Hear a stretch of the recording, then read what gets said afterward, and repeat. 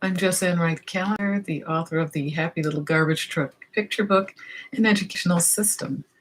Well, this week we're going to be taking another closer look at interoception, the interoception sensory sense, which is our eighth sense, which also is part of the three hidden senses.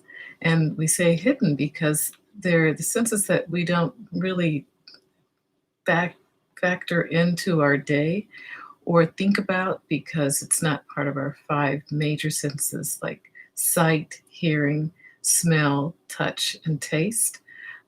However, it really does have a huge impact on our children, and especially children with special needs.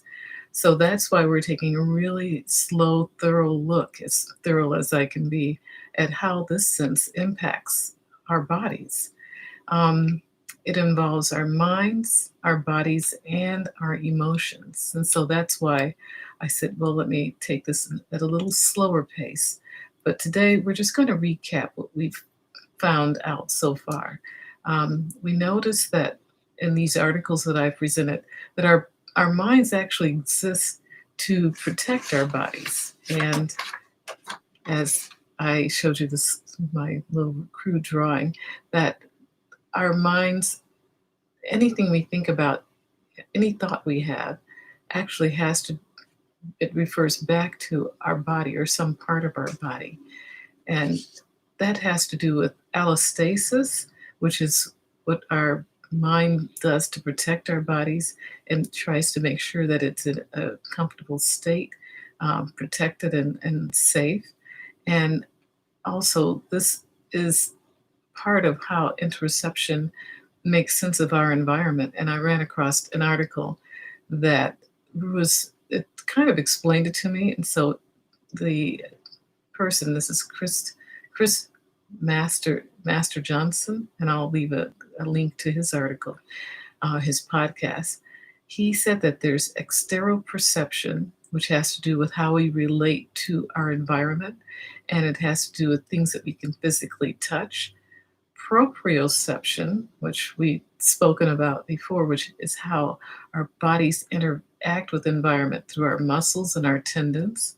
And then interoception, which has to do with how we use our senses to make sense of the physiological state of our body. And this system has in it two systems: a default mode, which is the part that allows us to reflect and think back on our experiences, which is why we say that everything we think about has to do with our body in space, because we think about the experience of that stove was too hot, I can't touch that anymore. So, we're making sense of all of the things that we've learned during the default mode, the resting state. But the salience network comes on guard when we hear an alarm or there's a cry or a shout, and our mind tells our body that we have to be on alert and watch out and be careful. So it senses danger. Now, all of these systems are very reliant on how well our bodies are nourished. And that was the final point that I brought up in our last week's talk, that our brain can't run very well on a deficit. And I know mine can't. I have to have my nutrition, my breakfast, get started in the morning with a glass of water, just those things that we learn that are really good for our bodies. And the article stated that when our body is working at a deficit, what happens is that it will look at the two most expensive things that it has to deal with. And one is moving the body, and the second is learning new information. So those two centers of our brain get sort of shut down because there's no energy to put into those two things. And so this is where we get lethargy or confusion, and in the long run, depression. So this week, we're going to take a look at how interoception involves our bodies and emotions. We've looked at the mind. So now we're going into how our bodies and emotions interact with within the interoceptive system, sensory system.